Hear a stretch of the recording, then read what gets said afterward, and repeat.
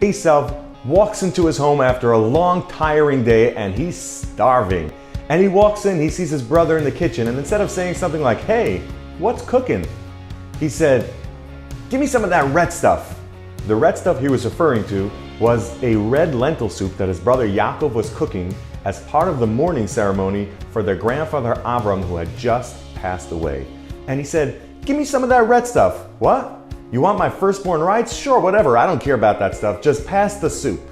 And the Torah that's narrating the story ends off saying that because of this scenario that took place, we now dubbed him with the nickname Edom, which means red in Hebrew.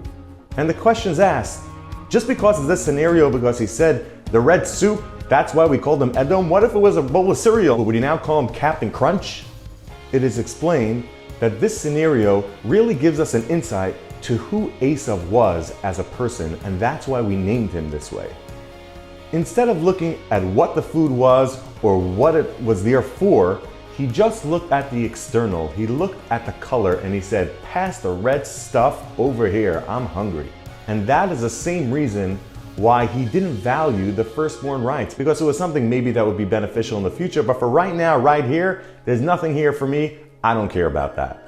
When we're in a situation, sometimes we feel inclined to react based on what we see initially, right on the surface externally. It's important to remember that sometimes the best reaction is not to react right away. Pause, think for a moment. What's going on? What is the full situation? And when we understand the full situation, then we act.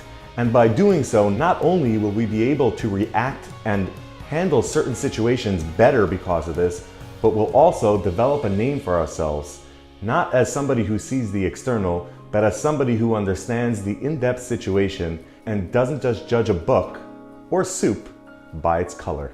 Have a great week.